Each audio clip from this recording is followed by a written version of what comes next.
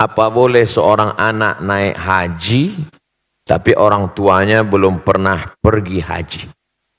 Pulang dari sini, kau ambil kain selendang, kau gendong ibumu, dari Jakarta jalan kaki ke kota Makkah. Sampai di Makkah kau tawaf 7 putaran, naik ke Bukit Safa, pergi ke Marwah 7 putaran, tahallul. Maka belum dapat menebus sekali teriakannya saat melahirkanmu. Oleh sebab itu yang punya uang, senangkanlah hati orang tua.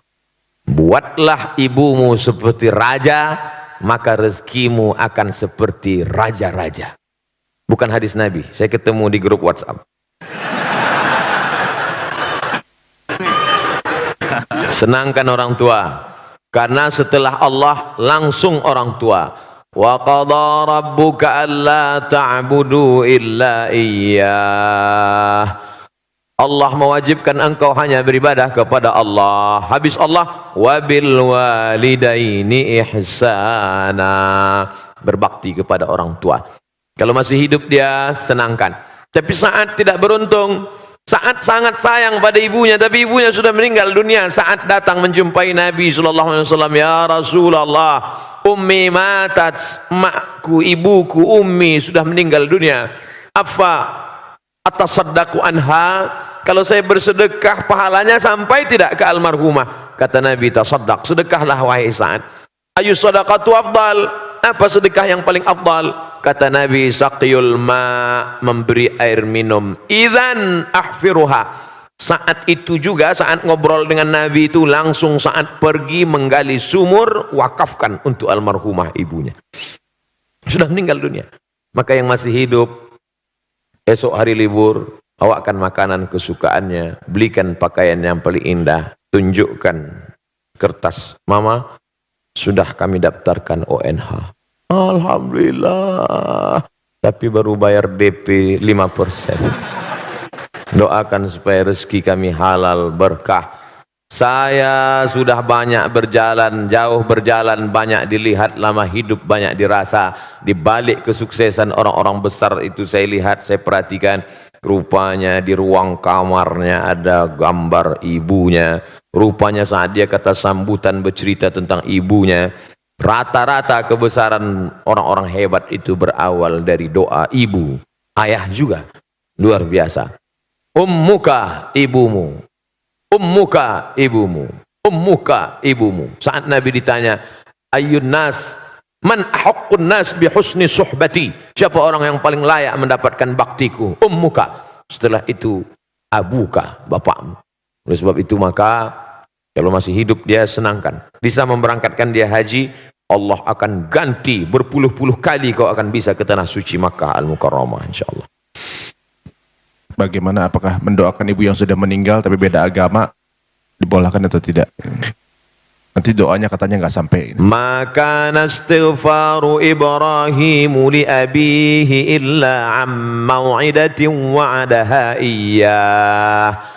Nabi Ibrahim memohonkan ampun doa untuk bapaknya Azar yang beda agama itu hanya sekedar janji saja. Karena dia dulu pernah berjanji. Waktu Ibrahim mengajak Azar, nama bapaknya Azar, hai ayahku Azar, sembahlah Allah. Apa kata Azar? La illam tantahi, kalau kau tidak berhenti menceramahi aku, la arjumannaka, akan kulempar kau pakai batu, wahjurni maliya, tinggalkan aku. Apa kata Ibrahim menjawab? Sa'astaghfirulaka rabbi, aku akan mintakan ampun engkau kepada Allah. Dia sudah janji, dan janji adalah hutang. Falamma tabayyana lahu annahu aduwwul lillah, setelah jelas bagi Ibrahim bahwa bapaknya itu musuh Allah, tak beriman kepada Allah, tabarra'a minhu, dia melepaskan diri, artinya tak dia doakan. Kalau masih hidup boleh didoakan, dalilnya Nabi mendoakan, Allahumma hdi qaumi fa innahum la ya'lamun, berikan mereka hidayah karena mereka tak tahu.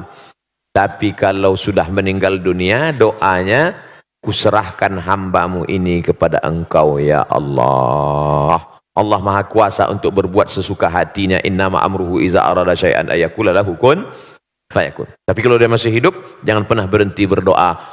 Pakai bahasa Indonesia, ya Allah berikan hidayah, bukakan pintu hati supaya mati dalam keadaan la ilaha illallah Muhammadur Rasulullah sallallahu alaihi wasallam.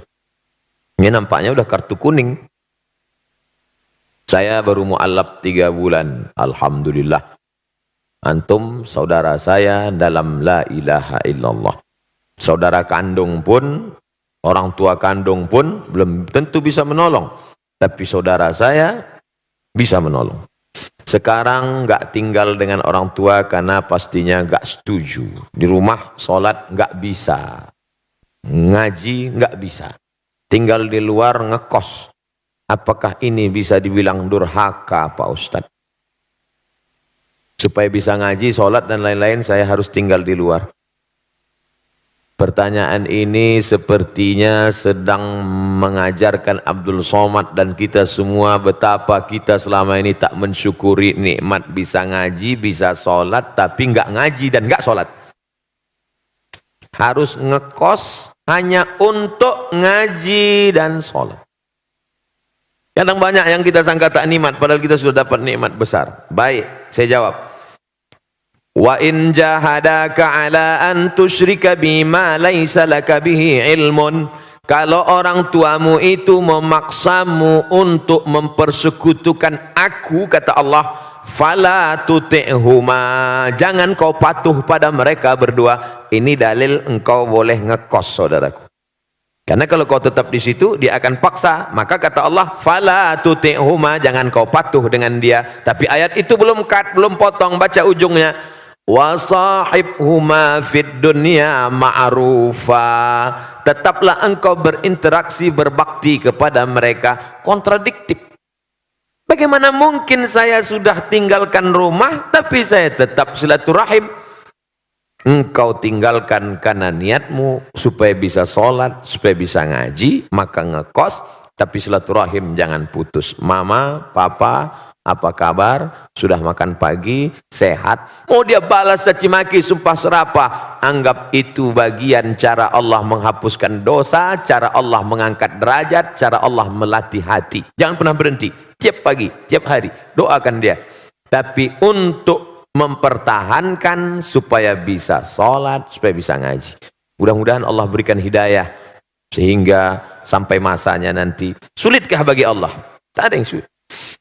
Qalbul mu'min baina asabi'ir rahman. Hati manusia ini di jari jemari Allah, di jari jemari kuasa kudrat iradat Allah SWT. Insya'a, kalau dia mau dia buat begini, kalau dia mau dia buat begini. Lalu kenapa tidak dia kasih saja hidayah semua, Pak Ustaz? Kalau semua dia kasih hidayah, lalu kita dapat apa? Ayyahdiyallahu bika rajulan wahidan. Satu orang dapat hidayah karena mulutmu, karena SMS-mu, karena share-mu, karena statusmu, khairum min humurin na'am. Lebih baik daripada kau memiliki seekor onta yang merah. Pernah Bapak Ibu, kawan-kawan melihat onta warna merah? Onta itu kuning, hitam yang jarang-jarang mandi. Dan ada onta merah. Onta merah, onta yang bulunya kemerahan seperti brown, seperti itu mahogani, adalah onta termahal yang unik. Maka orang yang tak dapat, dia dapat. Boleh jadi Ustadz Somad yang ceramah tak dapat itu, karena Ustadz Somad menceramahi orang yang sudah baik-baik semua, orang yang sudah ngaji. Setelah yang sudah hijrah, sudah ngaji, kumpul, barulah datang Abdul Somad. Assalamualaikum warahmatullahi. Sementara ada yang dia bukan ustadz, tapi dengan merangkul, sering ngajak, ngaji, akhirnya dapat hidayah. Maka jangan pernah berhenti, tetap ngekos, tetap sampai Allah bukakan pintu hati hidayahnya, insya Allah. Amin ya rabbal alamin.